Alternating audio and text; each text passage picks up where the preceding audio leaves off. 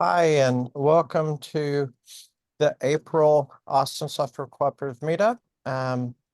We are continuing with a book review this month. This is part 4 for A Preface to Economic Democracy by Robert Dahl.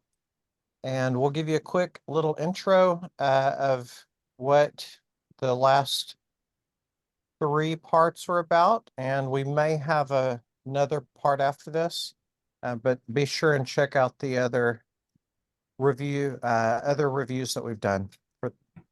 Go ahead, Watson. All right, thanks.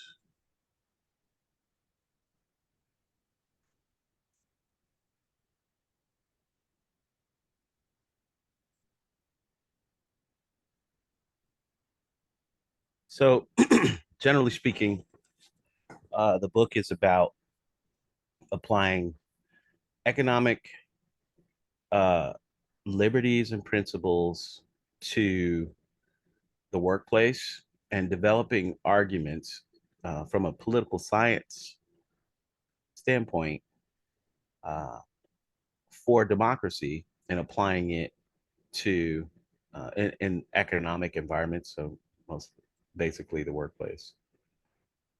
Um, there is a fundamental tension within political science that drives the argumentation and lays out the sets of premises for democracy. And the author's view is that those premises, if you hold them for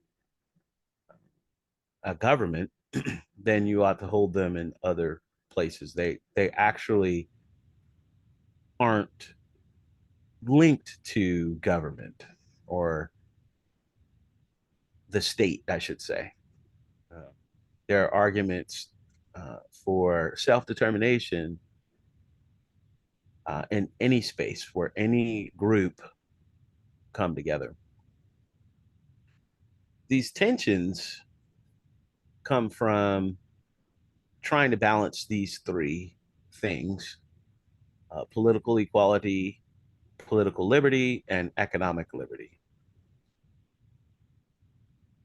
That I guess the history of political science and democracy wrestles with trying to balance those three things.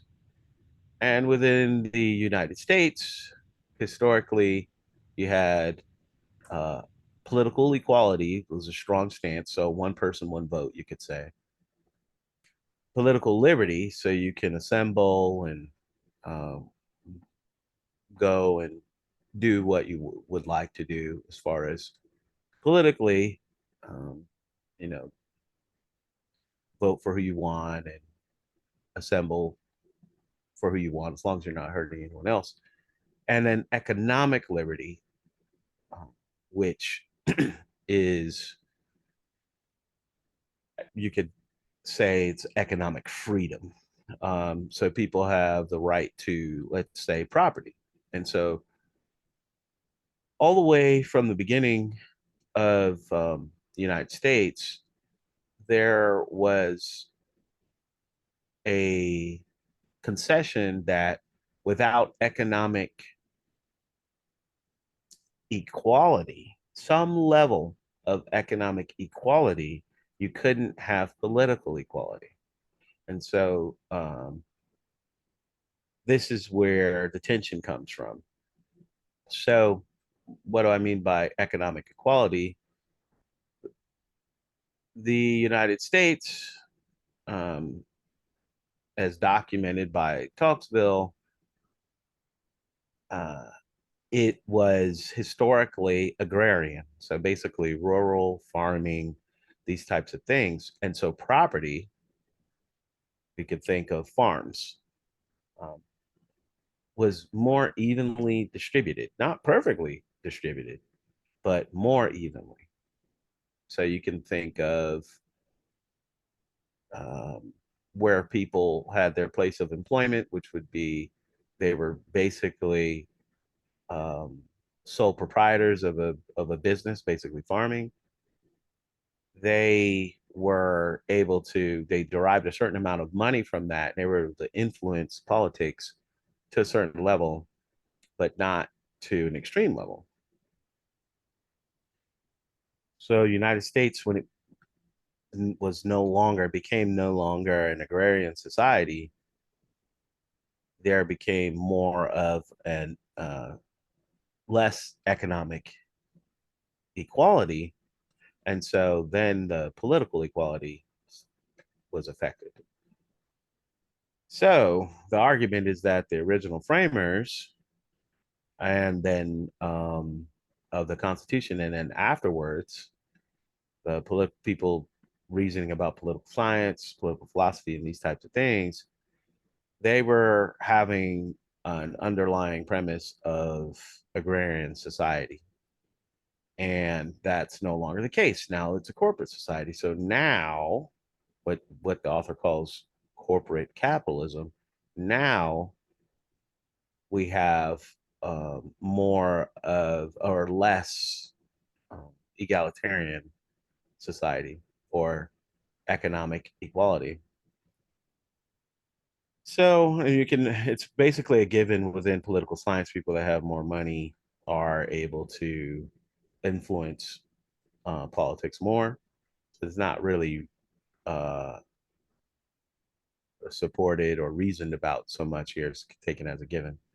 So the argument is that even if you were to take traditional or popular uh, dichotomies like left and right, it was actually the right that was concerned about economic equality historically, and they thought that because we were an agrarian society, that the economic equality would be accounted for and the political equality would result, and there was nothing to worry about. So the author is saying all that's gone. So now we have to deal with applying, somehow dealing with trying to deal with the contention of economic liberty, so property, so namely property of corporations, and economic equality, and because we want to promote political equality. So that's really the basis of the book, and that's going to be the background. Now, any questions so far?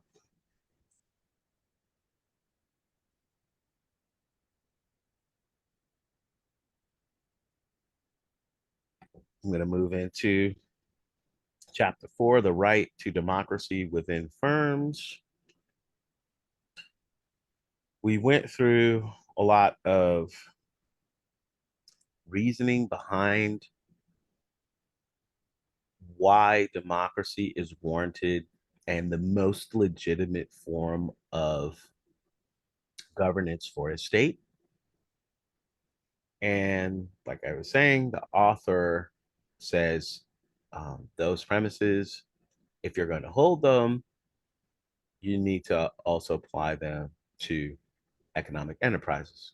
So here we have, if democracy is justified in governing the state, then it must also be justified in governing economic enterprises. And to say that it's not justified in governing economic enterprises is to imply that it's not justified in governing the state. A pretty strong stance. And there's basically three objections. You may have these objections in your mind right now. The democratic processes do not apply to economic enterprise because decisions in economic enterprises are not binding in the same sense as decisions made and enforced by government of a state. Right. So that jumps out. This one is the one that jumps out more to me because employees are generally not as well qualified as others to run a company. The principle of equality does not hold, and the argument for the democratic process fails. Whereas, on the contrary, a government by the best qualified, that is, a system of guardianship or meritocracy, is justified by the marked difference in competence. So ruled by corporate managers, it might be argued that such a system. Then you got another one, a tendency towards oligarchy, hierarchy, or domination operates so strongly in economic enterprises that democracy would prove to be a sham in any case. So basically, this would be a pragmatic form. People are so used to it, just don't even bother. Any questions or comments so far? Did these jump out to you all as arguments against, or do you have other arguments against democracy in a firm?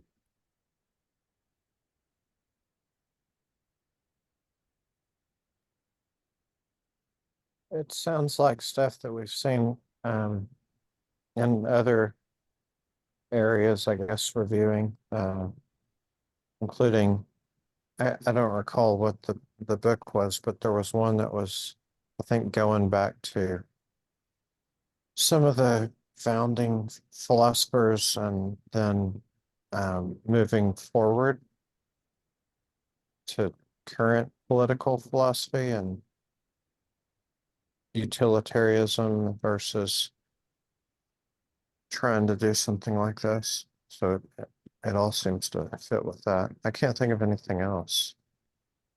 Yeah, maybe you're talking about the Carol Pateman, the participatory democracy. Yeah, that was it. Yeah. Participatory democracy. Yeah. Um, it's always going to be, I always say, pragmatism is an American. It's really kind of the only American major philosophy. We all have it. If you grew up here, you have it ingrained in you that do what works.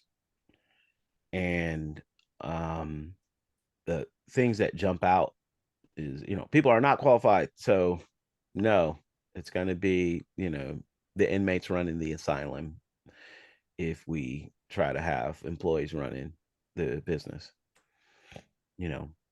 So, and that's the underlying premise there is like, oh, it wouldn't work.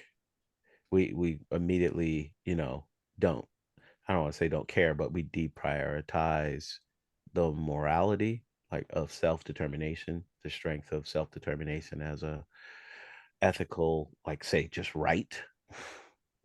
So yeah. Would you say that that second one, uh, or I guess that it's not labeled as second, but furthermore, Yeah. because employees are generally not as well qualified, would that Mhm. be like in the participatory um, governance where one of the arguments was that people are not informed, and so they're going to be making decisions that are not helpful and everything. So pushing back on that, would you say that this is kind of in that line, or would that be an Yeah. additional thing? Yeah, I would say so. Well, I see that there's an implicit assumption that it's the owners now or then who will be more capable of running, or will be like the more qualified employees, or there is that distinction. When that distinction is based also on ownership, it doesn't mean necessarily that the more qualified employee is going to have more ownership of the company, right? It's just like, well, you're an owner based on the fact that you're an owner. That's it. Yep, it's all locked up together. I think he tries to tease out the different drivers and tries to separate that. We kind of have it wrapped up together in our minds that if you created a thing, then you should be the one that directs the thing, or you founded it. You have authority forever over that thing. Um, so we say the owner, and assuming that the founder is the owner, and then we also have, we talked with Ellerman and some of these other political scientists, where um, the founder or the creator or the original author of a thing. So we're talking about corporations in this case, but you can think of art or something.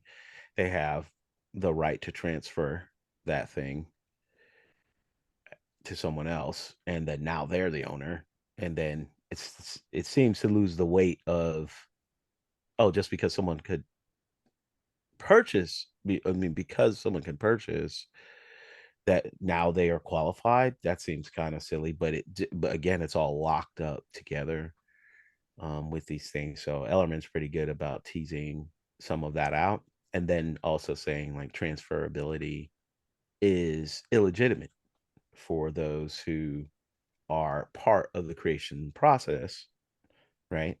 So all these are all locked up and kind of just not really reasoned about within, like regular, class politics and things.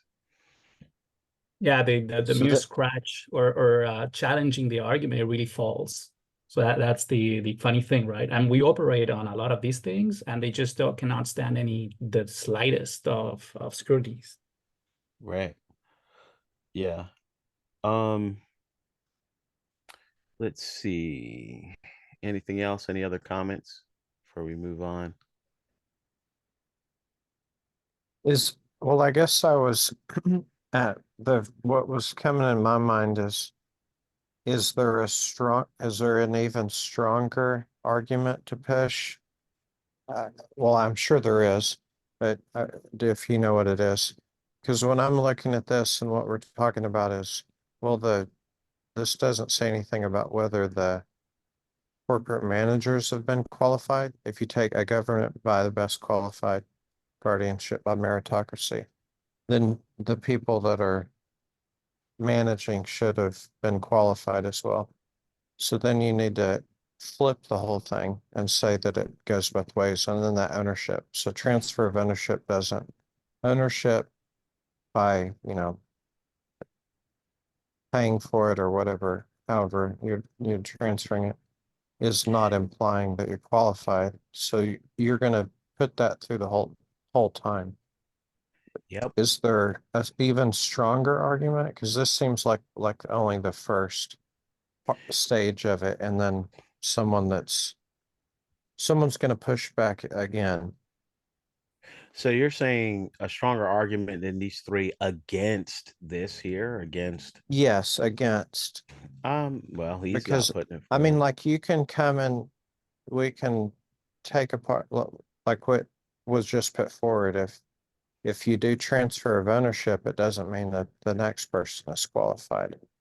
Um, and and whether it's employee or manager or whatever. So this is only part of it, but is there like a strong argument that's put forward against this democracy as a justified governing or Nope. governance? I mean, these are the ones that come up to me. I put forward that transferability thing just now Mm, as something it jumps out to us because we're looking at it all the time.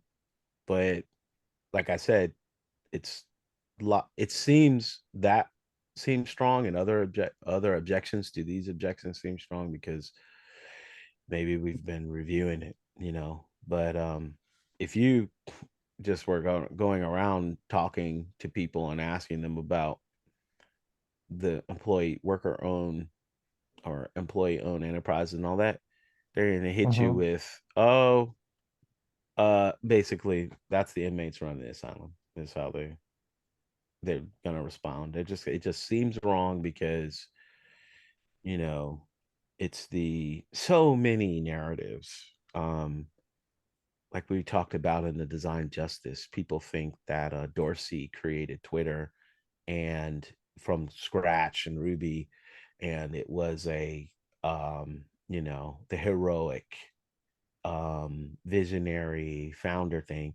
It is basically a ripoff. you know it was it was Text Mob. It was another project that they took over and rebranded. Um so a lot of these narratives are not true, but no one we're uh we could there's a whole philosophy of history that goes against, like the majority, or I should say the prevailing view of history is hero worship. There's a whole philosophy of history that says no, that way of examining history is fundamentally flawed. You should look at regular people, and you come up with other uh, conclusions about history when you do that. When we do history, if you were to apply that critique of just political science or corporate, um if you could say corporate history, business history, you're going to have that same problem. The same problem you have in war, or you have with talking about culture or anything of history, you have that same problem within trying to critique business. You're going to have to fight, and there's a hero style, and then there's not. And we've run into that with where we reviewed certain books. I'm forgetting the names of them now, but a mutual aid book where inside of that he was critiquing hero worship versus looking at the regular person. That itself is its own like fight, and you're probably never gonna get away from it when you are trying to promote more of a community run or employee, like more flat organizational systems versus hierarchy. You're going to have to deal also with history, which has hierarchy versus the flat as well. I don't see how you can get with, so you have to be prepared for when you're talking about arguments, like then your question and your comment was talking about argumentation and what's a strong argument. A strong argument to people who are already predisposed to flatter organizational systems is not a strong argument for those who are predisposed, which is going to be most people, predisposed to hierarchical systems, if that makes sense. All right. Yeah. Thanks. All right, let's go down here. Property rights. Oh, start talking about transferring control of this decisions of a firm to its employees, right? Might be objected that it would violate the rights of owners to use their property as they choose. So this is gonna come up over and over again. What's legitimate? What's illegitimate? There's gonna be. Are you talking about taking the rights of the owners or the founders of a thing and just ripping it away and giving it to the employees? That is one way to implement. We're talking about problems of implementation at that point.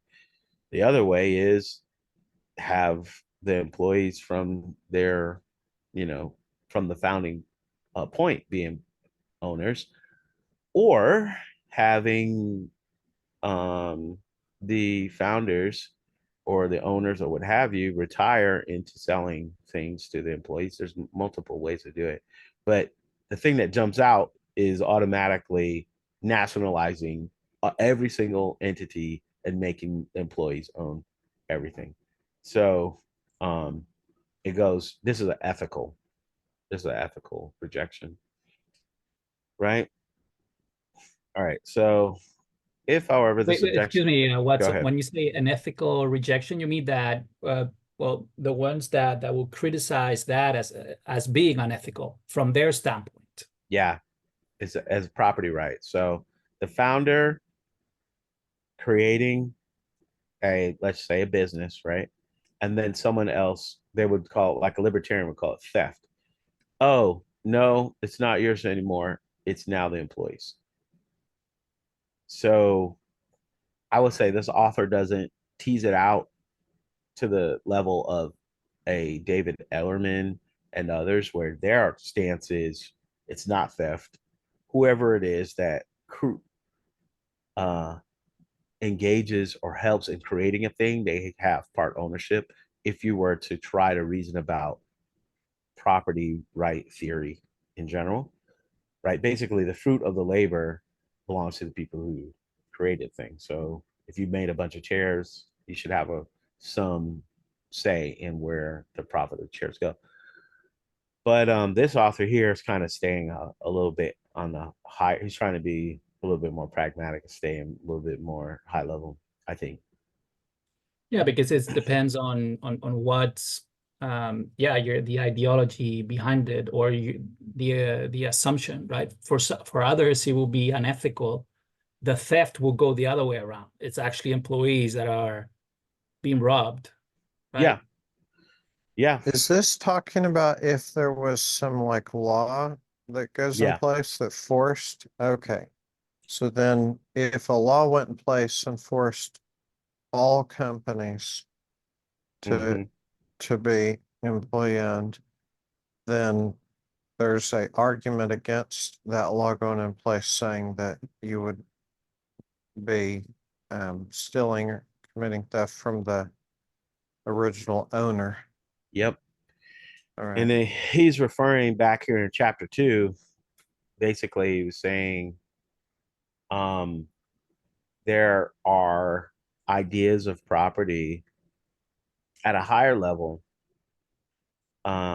Personal property is one. That's a charged phrase. That's legitimate. Everyone agrees. Everybody, even communists, agree that people should have personal property, like your pictures, your house, and all that stuff. It's yours. Like, but going beyond that, more abstract entities, can they be property? And then that's when you start talking about corporate, right? So, again, the author develops through using a historian, Tocqueville, who kind of people refer to as talking about the United States and this big experiment, uh, where he's kind of blind or doesn't talk about the idea that we were an agrarian society and property was kind of well understood at the time. You know, if you planted some corn, created a cornfield, somebody else came and said, thanks for all that work. I'm harvesting this now. Bye. That would be theft. And nobody disagrees with that, right? Nobody has a problem with that. They're like, oh yeah, you basically you're trying to come in for the harvest after I did all the work. Um, he's saying, yeah, no, we have new property now, and you have to reason about the type of property now differently, if for any other, and this is a political science, if for no other reason, because it creates political inequality. That's his thing. So property is where you start. It's where the rubber meets the road. How you define it, how you think about it. And nobody sits around trying to reason about what property is. But he did pull out some quotes from John Stuart Mill that the community decides what property is. They get together and say, yeah, if we decide that corporate is property, then it is. There's really not a lot of disagreement about cornfields, and if you make a whole bunch of skateboards, does somebody else have the right to take it from you or something like that? And no, you can, nobody, people don't disagree about that. So it comes into um a fight there, and it's both ethical and pragmatic, both. So this is going to be a thing. And if you're interested about these arguments and reasoning about these things, it's reasoning through for your own ethical and thinking from first principles what you think is correct. But then you got to remember, the more you look at this stuff, the more the premises that you start to adopt, they're not going to be the same as somebody off the street, right? So that's where this is pretty difficult. Yep. So let's go here. If a right to property is understood in its fundamental moral sense as a right to acquire personal resources necessary to political liberty, that's it. acquire the personal resources necessary to political liberty. Is a charged, like, pretty important piece of the sentence, and a decent existence, then self-governing enterprises would surely not, on balance, diminish the capacity of citizens to exercise that right. So he's saying that self-governing, so employee-owned, would not diminish the capacity of citizens to exercise those right. So that's no problem with self-governing enterprises putting forward what he's saying is probably should be high priority political equality. In all likelihood, they would greatly strengthen it, even if property rights are construed in a narrower, more legalistic sense, in the way in which a self-governing enterprise is owned, need not necessarily violate such a right, right? And they're going to talk about it more. All right, so let's go here. Our decisions binding. This is going to try to dig a little bit more into how we think about your employer and how much power they have over you. So, do economic enterprises make decisions that are binding on workers in the same way that the government of a state makes decisions that citizens are compelled to obey? After all, laws made by the government of a state can be enforced by physical coercion, right? So this is kind of, just think about, you have someone that can tell you what to do. Who is it that can tell you what to do? Well, your boss, employer, but also the government. So the mayor, the president, all of that. And that's all wrapped up together in people's heads. They can all tell you what to do. But it seems like someone else can tell you what to do with more force. Put you in jail. It's the mayor or whoever. But then your employer can't really put you in jail. So it seems like, if they can't put me in jail, then do I have the right to have a say in the decision-making process of that employer? That's what we're doing right now with this decision binding. In a democratic state, a minority opposed to a law is nevertheless compelled to obey it. So that, talking about, even though you voted and all of this, but you disagree with what the majority is saying, you still got to do what everyone says, what they all agreed to, right? That's part of previous chapters. But affirm, it might be said, nothing is more than a sort of market within which people engage in voluntary individual exchanges. Workers voluntarily exchange their labor in return for wages paid by the employer. So it's the saying, well, you don't have to, like, the kind of popular thinking is, oh, you can just leave. You know, leave your job. So because you can just leave, that makes it that you don't have the right to self-determination. Because you can just leave, you don't have the right to the decision-making process. That's kind of thinking more rigorously about the solution to the problem that you don't have a say in the authoritarian structure of your job, right? So you can always just leave. So a lot in there. Again, these things are kind of ingrained in our heads, and we don't tease them apart and look at the different drivers and premises that are in there. So we're about to do that.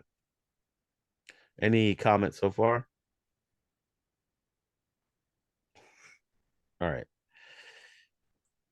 Unlike citizens of a state, one might object, workers are not compelled to obey managerial decisions. Their decision to do so is voluntary, because a worker may choose to obey the management or not, because he's free to leave the firm if he prefers not to obey. But an objection along these lines exaggerates the differences between a worker's subjection to decisions made by the government of a firm and the citizen's subjection to decisions made by the government of this state. Take a local government. A citizen who does not like local ordinance is also free to move to another community. If a citizen does not want to obey her country's laws, they're also free to, in all democratic countries, leave the country. So if a citizen were perfectly free to leave, then citizenship would be wholly voluntary. For if a citizen found voice unsatisfactory, he could freely opt for exit. So we're talking about exiting. So again, this is a counter example to the kind of the solution, you should say, to why it's fair, basically. So it's a free market. You can leave. Because you can leave, you're not being coerced, you're not being forced, and all that. So that's the premise and kind of the principle. If you can leave, then you're not being coerced. If you can leave, then you're not being forced. So you don't remember, if you're forced to obey, remember, if you're a minority in a majority group of a democratic process, you are still forced to obey. Everyone says you gotta pay taxes, but you're like, I don't want to pay. You're still forced legitimately, key phrase, to obey. Within this, but it was saying, oh, but if you're not forced, it's now illegitimate for you to say that you deserve a vote in the democratic process, an equal vote. Right? So it's kind of that pushback that we don't really think about. It's like, wait a minute, but here's a counterexample. You also can leave a municipality. You can leave from one city where the mayor says, hey, you know what? We believe in blue laws here. You can't go to the mall after 5 o'clock on Saturday. I don't know if anybody remembers the blue laws from like the 80s, but you couldn't go to you couldn't go to the mall after 5 o'clock on Saturday, and they were closed on Sunday. It was like a law, at least in the Northeast. Someone could leave, go to New York. It's open all the time, even in the 80s, 24/7, right? And it's like, hey, because let's say if that was a corporation, oh, I can leave, right? Well, in the you could also leave in places that have blue laws. Oh no, but I'm going to open a store. Oh, you're going to be fined or go to jail or whatever. No, but you could just leave. Nope, that's not a good. You're still bound, right?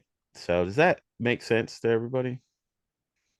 As a counterexample to the you can just leave, because this is the big pushback on why it's a free market.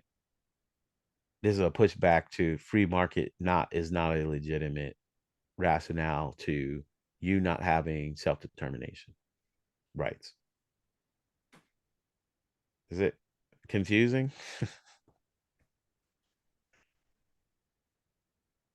To me, it's confusing that the whole argument that you can just leave, how that is valid at all is what confuses me. It's like, why would somebody believe that that's an argument at all?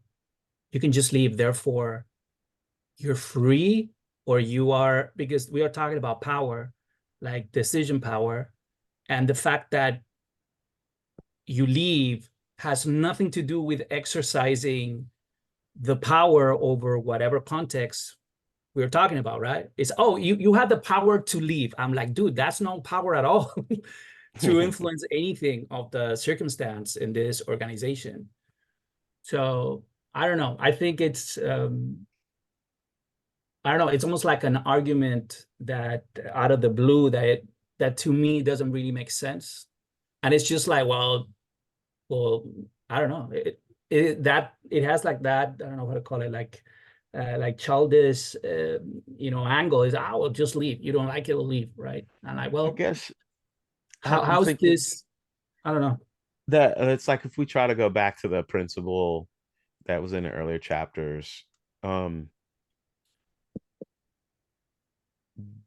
whatever is binding to you you have a right, a fundamental right to have decision making authority, or a part, participate in the decision making process of that decision, of that binding rule. So whatever is binding to you, you have a right to the creation of that binding rule, right? That's self-determination. And the author is saying self-determination is the most fundamental, and you can derive all of the other rights. Because there's a problem that we went through in like the second chapter or third chapter, where how do you come up with these other rights? So the right to free speech, the right to assembly, and all that. He's saying, like, because it's kind of circular, and he's saying self-determination is the fundamental one. The the right to govern yourself is how you make the other rights legitimate, right? So that you don't um step on other people's rights. So, but that, so it has a stronger force, and that whole thing is, it's like the coercion thing. If you can be coerced, you have a right to have a say in the rules that coerce, that submit you to coercion. So, if you took that as the highest, or one of the highest or highest rule, then someone has an out to say you're not being coerced. And someone says you're not being coerced, then they took away that thrust of that premise. It's a very powerful premise, I think. And they take the thrust away. This thing here says there are other problems when you, even though you can just leave. So leaving doesn't mean you're not being coerced. Maybe that's why you're pointing it out as, well, obviously, even though you can leave, that doesn't mean that you're not being coerced. And that's what he's going to talk about here. Because exit is costly. Exit is costly. You can leave the country. It's costly. You have enough money to buy another passport, right? You know, if you were to go to some place, I'm going to leave 300,000 probably. So it's costly. Moving from one city to another, costly. And then on top of that, here you can leave so in, when you're talking about municipalities, you can leave from one city. Let's just say the blue laws thing. I want to go to the mall after 5 o'clock on Saturday in the 80s. I want to do that. So I'm moving to New York. Oh, well, you kind of have a right to move to New York. You can. There's nothing that stops you, right? Even though it's costly, but you don't have a right to go to another company. Company doesn't have to let you in. So that's even more costly, right? And so this goes against the idea that you're not being coerced, even though you can leave.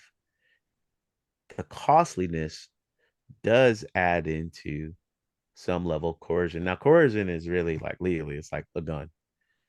But it's the costliness is where it starts to be, this is no longer fair, let's just say. I see. Yep. All important stuff. Then he brings up labor unions, and then someone could say, hey, you have a right to create a union. I mean, we already know. Well, I don't know. We've reviewed some of the, what's it, Jane McAlevey book on unions. There's a lot of pushback on creating unions. And there's a lot of, even when the union is created, how they get co-opted. So say, if we're saying that, oh, you can have your democratic rights or your right to self-determination over there, it's like, oh, well, basically it's not good enough. It can be the case that it's not good enough. And why should it be limited to that? Right. So, so in there, let's go down here. We're going to talk about this word guardian. So if the strong, we're going to talk about the strong principle of equality. Right. So if the strong principle does not apply to business firms, then the case for self-governing enterprises is seriously, perhaps fatally damaged, while the case for the rule by the best qualified, the guardians, is correspondingly strengthened. So strong principle of equality, political equality, one person will vote, like basically that we just were saying. If you're affected by those decisions, then you should be equal in having a say in what the creation of the decisions, and should have a democratic process.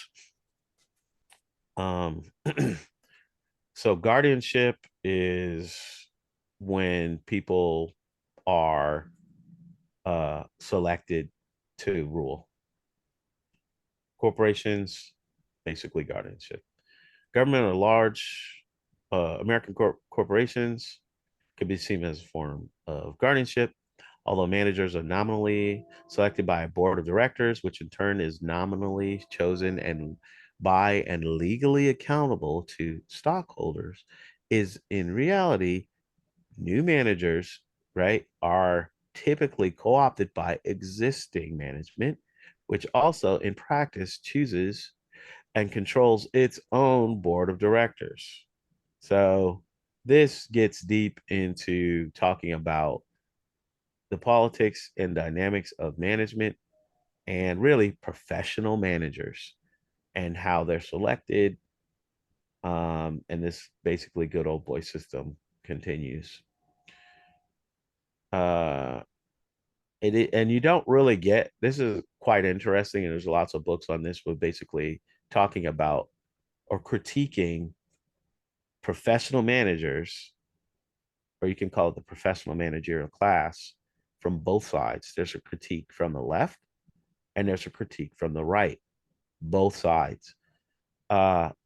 Historically, there's been a lot of critique from the right about guardianship because socialists love guardianship, really. Central planning. Guardianship has also been the ideal of many socialists, particularly the Fabians.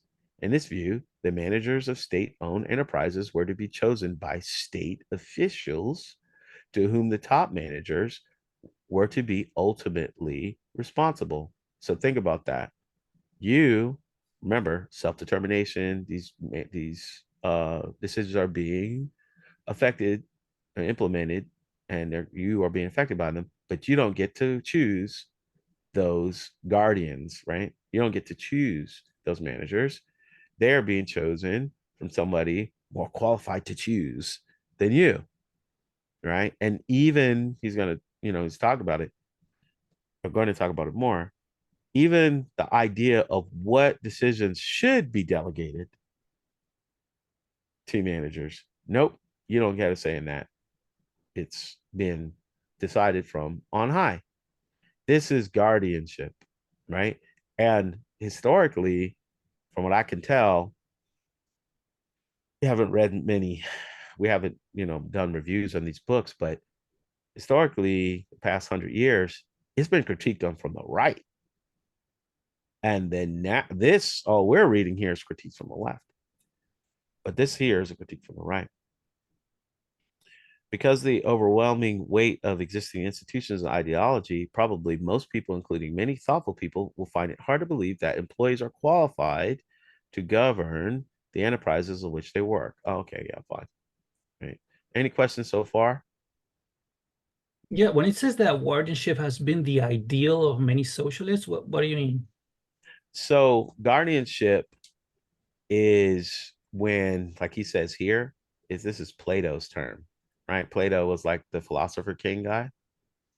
So guardians are the ones who they have the most virtue, they have the most capability to, and because of that, whether because of fortune, like they were born that way, or because of their own development, right, virtue or what have you, they are meant to rule, right? They're the best qualified. So there's some history and ethical weight behind this argument.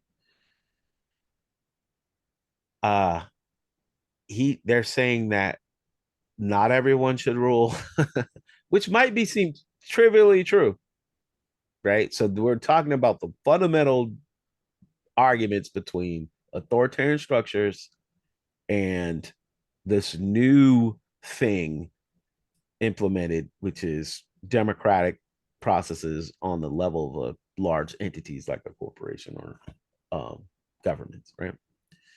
That's what guardianship, the argument back and forth, is. Yeah, and I would think that socialists criticize that, right? Because ultimately, what Plato is talking about is ultimately, what is aristocracy is what he said, right? What in theory aristocracy should be, which is like, oh, well, the best are the ones who rule. And then socialists are like, it's about economic freedom. It's about having a say in your affairs, yada, yada. And they have a massive critique of the middle manager, at least in Marxist theory, for sure, which is like, as we read already, it's like, yeah, they pretty much are beholden or are put there and serve the interests of the shareholders. That's why when I said that when I like the guardians or the guardianship is ideal for socialists, to me, it's like, in what regard? It sounds contradictory. It does, and there's, like you say, in the Marxist theory, you've got different strands of the left. There's plenty of strands that are democracy, like voting is bad. What? Yeah. Really? 100%. But what you said, like middle managers are not that important. Yeah, there's a strong history of that. I think I want to say he even talks about Lenin said, oh yeah, middle managers, you don't need those. They're silly, right? And but yeah, you want to say what's his name? Trotsky was big on, like he believed in a certain amount of democracy. And then, Stalin was like, yeah, you're gonna get killed. So there's infighting there.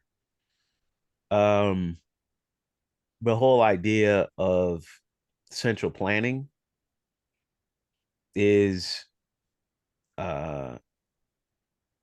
when you talk about socialist and central planning, you have to deal with a lot of socialism, or you could talk about the left in quotes I'm putting.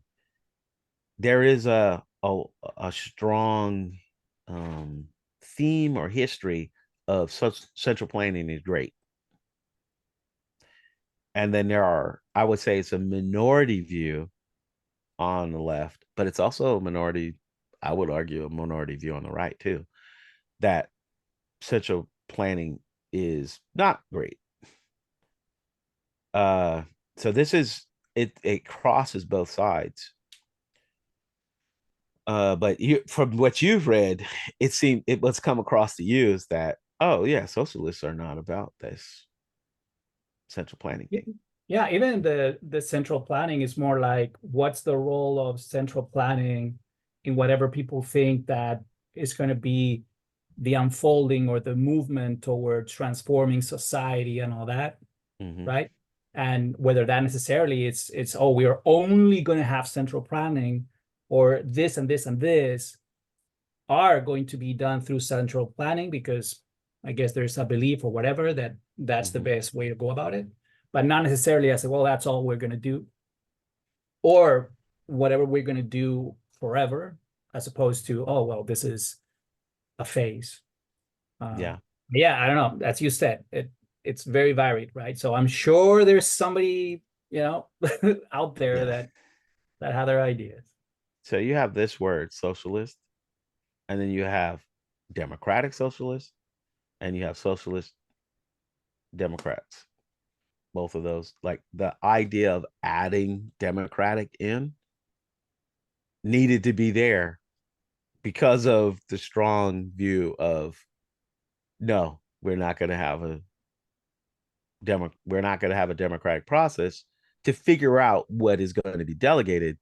We're going to do this guardianship, and smart people are going to appoint other smart people, not you. Right? They had to put that in there for people to self-identify as there's going to be some type of democratic process, meaning there's going to be self-determination and people are going to be voting for representatives. They're going to be voting on what's going to be delegated. Yeah. So,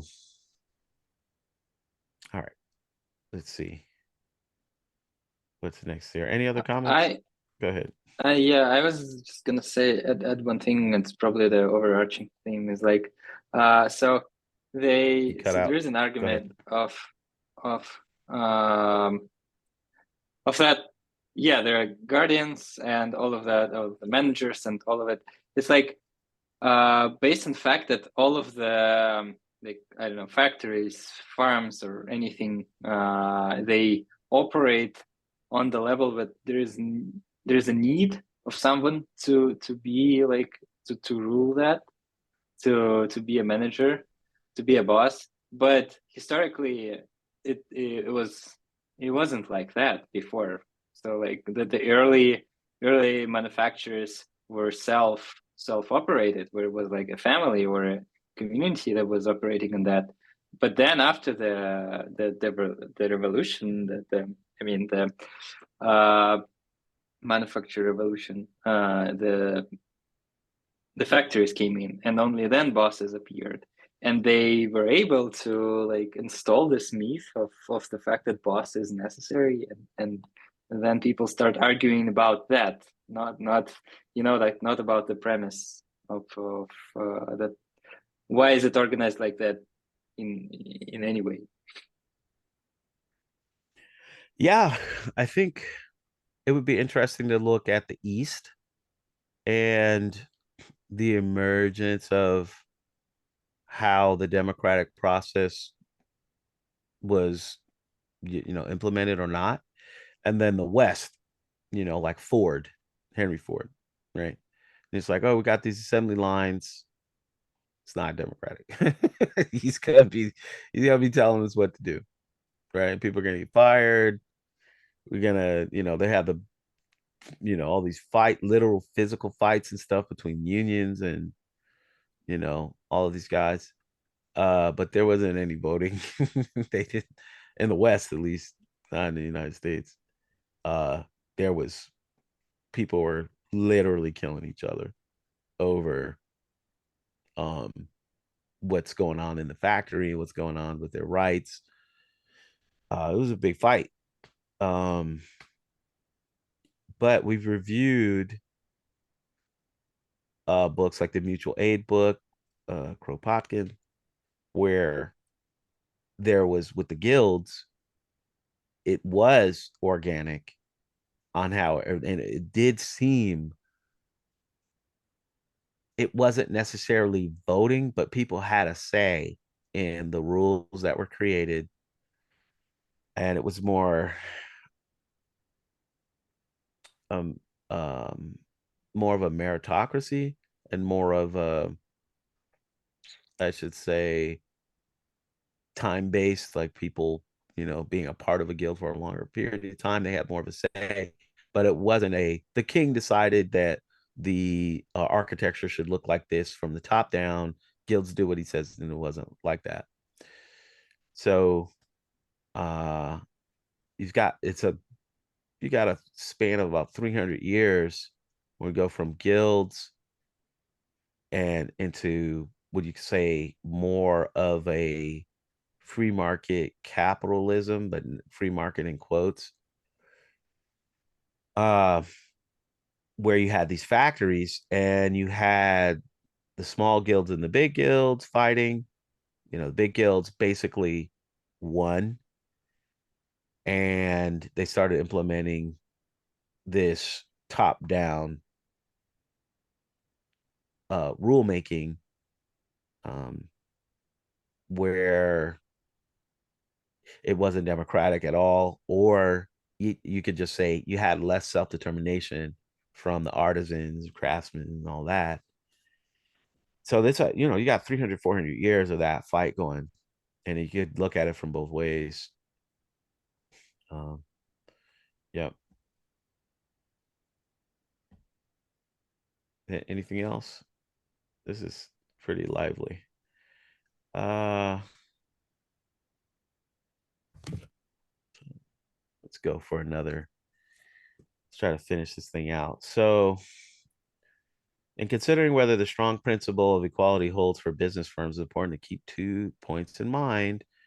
We can't compare the actual performance of one, so let's say corporate capitalism and all that, with the ideal performance of another. And this is what he's saying. This happens a lot. So actual performance of, okay, top-down guardianship, what we're used to, non-employee owned, and the ideal performance, okay, employee owned, or you could do the other way, right? But this is what the trap that happens. So he wants to compare the probable, not ideal, probable performance of self-governing enterprises with the actual performance of their current principal alternative, which is the privately owned. All right, so now when we say that, try to avoid that trap. The strong principle of equality does not require citizens to be equally competent in every respect. It is sufficient to believe that its citizens are qualified enough to decide which matters do not require binding collective decisions. For example, which matters require general rules of those that do not require binding collective decisions, right? So citizens are qualified to set the terms on which things they're going to delegate. So this right here is also wrapped up and bound into this discussion, and it gets glanced over. But people, let's say if we concede, oh, the people aren't smart enough or not competent is a proper word to do advanced marketing. I bring it back to software cooperatives. Programmers hate marketing, hate it, hate sales marketing. All right, we don't know about that, but can the rank and file, can they delegate it? Can they, before they delegate it, can they decide? Are they qualified enough to decide that it needs to be delegated? Right? These binding collective decisions. Can they do that? So we're going to say, hey, this thing here, let's delegate that to someone that's qualified to make the decisions within that domain. Right? This is the type of thing that should be delegated. Can they do that? Are regular people, rank and file, what have you, able to do that? The argument here is yes, just like how they are in government, they're able to do it. Right? So exceedingly small firms, they're going to be doing it. Very large enterprises, employees might constitute an assembly for legislative purposes to make decisions on such matters as the workers choose to decide to. Yes, giant firms where an assembly would suffer all the infirmities of direct democracy on an excessively large scale, a representative government would have to be created. So you got solutions on all three. Yes, you could do it. And he also talks about stockholders in a typical firm. They're so passive, all this stuff, but you could still do it. Let's get down. This is the question remains whether workers are qualified to govern economic enterprises as managers who gain their position by co-option. So basically, co-option being, oh, we're all members in this good old boys club. Hey, let's have someone else come in. Right? That's basically what he's saying. That's how it works right now. The managers elect other managers. And that's what it is. It's not It's really not the stockholders or any of that. Again, going back historically, past 100 years, the argument for professional managers and all that critique from the right is it's a good old boys club, and that's why socialism don't work. Same thing now from the left. Oh no, this professional managerial class, this whole thing is illegitimate, right? There should be employee say in these managers. So this is a co-option. So can the workers, are they qualified to govern, decide, and all that? Yeah, sure. Again, ancient issues of democracy versus guardianship. We talk about that. You know, the guardians possess superior knowledge. It breaks down to, can you even, are regular citizens, regular employees able to decide what decisions should be delegated? And again, we do it on government. You could do it in